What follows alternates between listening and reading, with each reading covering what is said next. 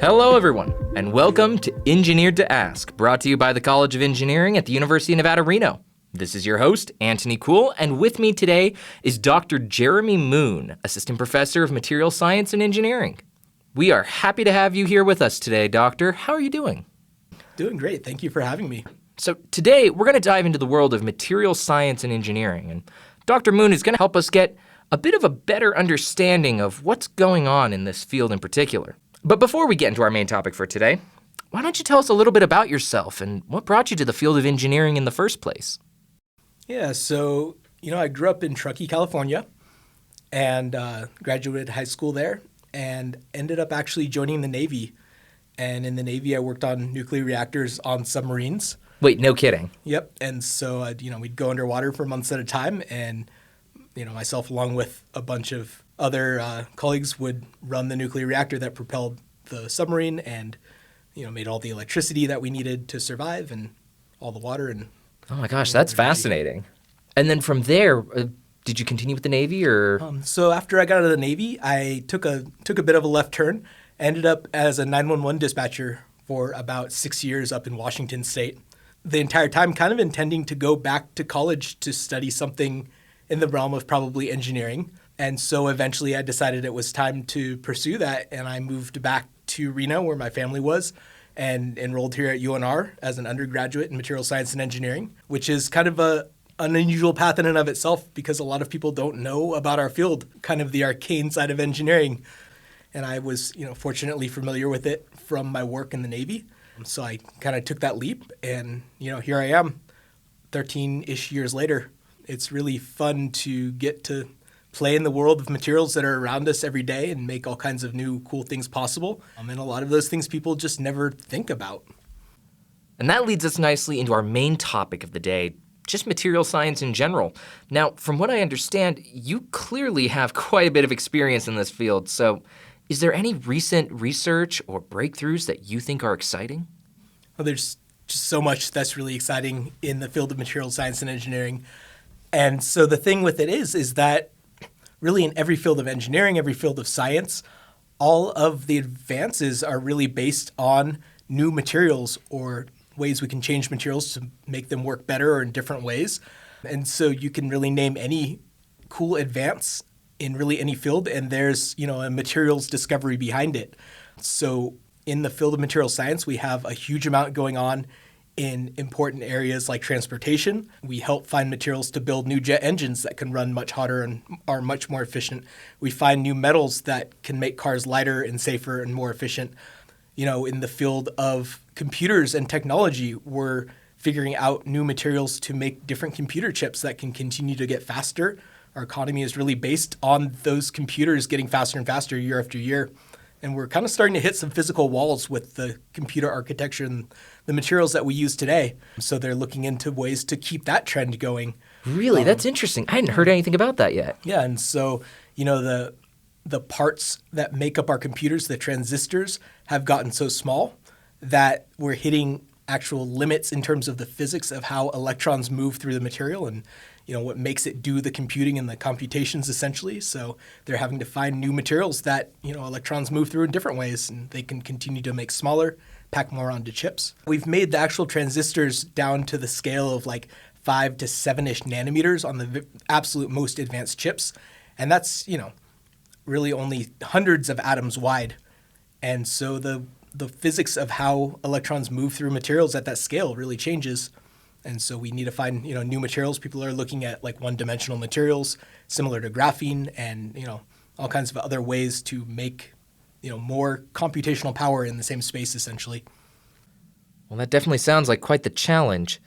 Taking a step, though, outside of the realm of computer components for a moment, you mentioned at the start that you had a background working in nuclear research. How connected are the fields of nuclear research and material science? Do they overlap? Yeah, absolutely. And so when we look at the realm of sustainability in terms of, how do we make energy efficiently, how do we make chemicals and all of the things around us efficiently, material science is really on the front lines of all the developments in that region. And so I work a lot specifically with nuclear energy and other energy that works at really high temperatures. And we're developing, new ways to make nuclear reactors that are safer, that are way more efficient, that enable a bunch of new technologies like making chemicals with a lot fewer emissions, using that heat from a nuclear reactor or other energy forms in some cases to make green hydrogen. So there's just a huge amount of development going on in the whole space of energy and sustainability. And then, when we zoom in, we have new and different solar panels. We have, new materials for wind energy. We have new, energy storage materials and new types of batteries. And then, of course, all these new types of nuclear reactors and nuclear technologies that are, helping us really push towards the goal of, hopefully having net zero carbon emissions in, hopefully 20 or 30 years, ideally. Yeah. And just for clarification for the audience, when you say green hydrogen, is that a new material or is that just recycled hydrogen? So currently, most of the ways that we have to make hydrogen, most of the efficient ways, involve either splitting hydrocarbons, which produces carbon dioxide and takes a huge amount of energy to do that, which oftentimes is made in a way that produces carbon dioxide, or using electricity to split it from water, which again you need to make that electricity somehow, and a lot of that electricity gets made in ways that are not sustainable. And so if you can produce that electricity using energy that doesn't emit greenhouse gases, so nuclear or wind or solar, for example, then you could make hydrogen using that electricity. Or if you can get your energy technology, whatever it is, but nuclear in this case, hot enough, you can use that heat directly to split water or other chemicals and make hydrogen in a way that's much more sustainable. Interesting. So it sounds like material science really does have you dipping into almost every part of the design and experimentation process. Yeah, and so, material science is really at the root of everything. Is engineers, we're working with the world to solve problems and make new things, and the world's made out of matter. And, material scientists are the ones who figure out how all of that different matter works and sticks together, and we figure out how to change it to make it apply to everything. So I get to play in everyone's sandbox, essentially, and I really love that about this field. Yeah, that's really interesting. I know we've talked a bit about nuclear conservation and the discussion about green hydrogen, but does material science and engineering have a deeper role in the process of cleaning up nuclear waste? Yeah, so that's a big area that I've worked on and continue to work on. The area that I'm involved in specifically is recycling used nuclear fuel. So right now, essentially pretty much 100% of our nuclear reactors in the United States use ceramic nuclear fuel. So uranium that splits and produces the heat that we use to make nuclear energy is bonded to oxygen. It's a ceramic that's not all that different than like a coffee cup made of silicon and oxygen stuck together. And as that nuclear fuel is in the reactor and the uranium atoms are splitting in half and they turn into new elements, we call them fission products, and they're about half the weight of the uranium that you start with. That ceramic expands and swells and gas gets produced, and eventually it starts to crack a little bit and it's not suitable to use in the reactor anymore. And at that stage, after about 18 to 24 months of it, well, actually, so that's one cycle. So 3 cycles of that, it will live in the reactor. So up to about 6 years, we'll pull it out. And currently, it goes into a huge concrete cask that sits there at the side of the nuclear reactor where it was used. And eventually, it will go to some long-term storage where it will be stored for probably hundreds of millions of years. That nuclear fuel, despite it not being suitable to use in the nuclear reactor anymore, it still has about 95% reusable material in there. 95% of the material we started with is still good. Really? But we weren't able to utilize it because of the buildup of those fission products and how it changes. And so the process that I've worked on that I'm really excited about, hopefully seeing come to fruition in the next couple decades at the longest, is we take that used nuclear fuel and we use electricity to separate it out. And so actually the first step of the process is really fun. We put it in a molten salt bath and we run electricity through it in the correct direction to strip off the oxygen atoms away from the uranium, and those bubble away as oxygen gas, and you're left with uranium metal. And you take it out, stick it in another molten salt bath, and you flip the electricity around, and it dissolves the uranium and most of those fission products into the salt. And you can tune the voltage just perfectly to where the uranium and the things you can reuse as nuclear fuel, which is 95% of it, plates out as a very pure solid on the other electrode. And all the junk, the stuff we don't need, the fission products and all that, which also contribute a lot to the radioactivity of the fuel, are left behind in the salt. So we take that uranium, we can turn that into new nuclear fuel, reuse it, recycle it, almost indefinitely over and over. And then we take all the junk left over in the salt and we separate that out a few different ways. And we're working on making very durable, safe waste forms for it, putting it into, various glasses and ceramics, for example, or certain metal alloys where, we're proving right now that they can be stable for tens or hundreds of thousands of years containing those radioactive elements that we need to keep away from people. So in essence, are we looking at a process to create an infinitely renewable source of nuclear reactor cores? Yeah, almost infinite in a certain way.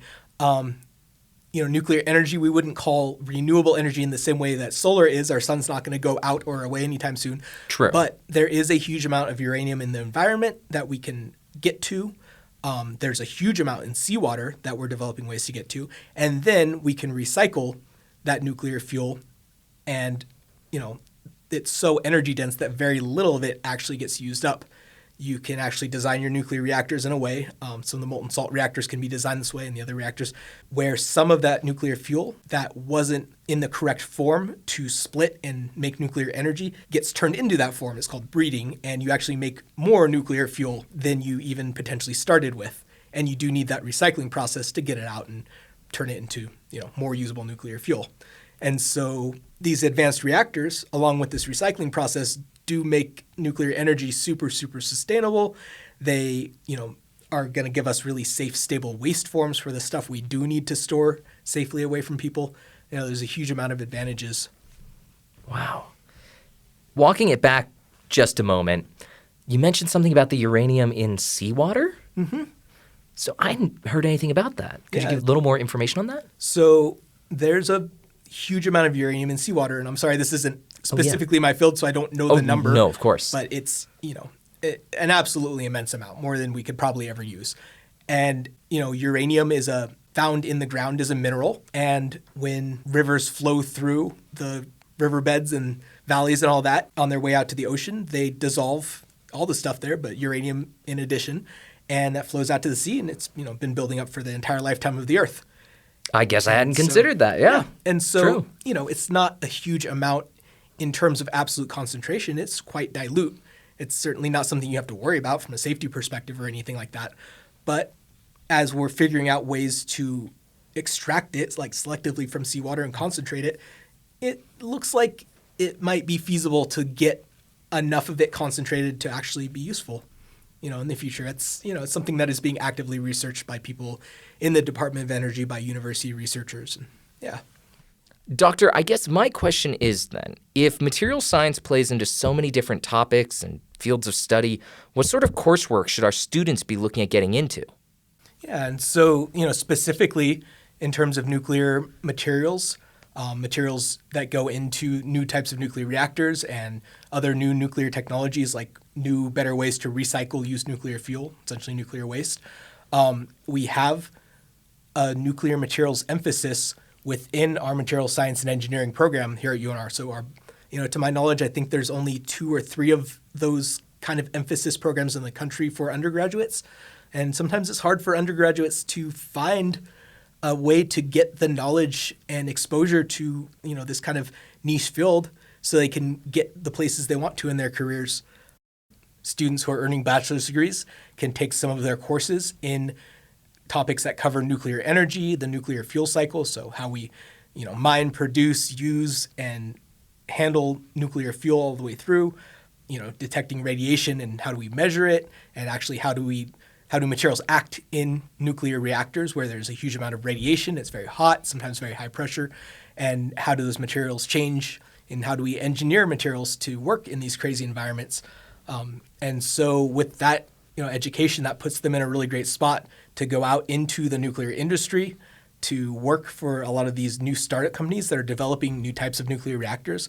I work primarily with a new type of nuclear reactor called a molten salt reactor that uses salt, sometimes literally sodium chloride, table salt. Really? At very high temperatures where it melts as its coolant, so that flows through the reactor to take the heat from the nuclear reaction out and put it through a steam generator to make steam, to turn a turbine to make electricity. And, there's other advanced nuclear concepts as well that use high temperature gas and, new types of nuclear fuels or liquid metals. But there's a lot of these companies making these new nuclear reactors, and they're looking for, graduates, especially at this stage for some of them, people with bachelor's degrees who know about these advanced nuclear reactors and concepts and, the science behind them. So that's a really great way to go forward with that. If you want to, continue into grad school, continue in nuclear materials research, it's also a great preparation for that. And so if you're interested in learning more about nuclear materials and going in that direction, the Materials Science and Engineering program at UNR is an awesome place to do it. Thank you so much for coming on the podcast today, Doctor, and a big thank you to everyone who's listening out there. We greatly appreciate you stopping by. If you'd like to know more about how you can get involved with this sort of research and more here at the University of Nevada, Reno, you can visit our website. Links will be in the description. And if you liked this discussion and would like to hear about other interesting engineering-related topics, please like, comment, and subscribe. It's the easiest way of keeping up with this series and letting us know that we're doing a good job. Until then, this has been Engineered to Ask.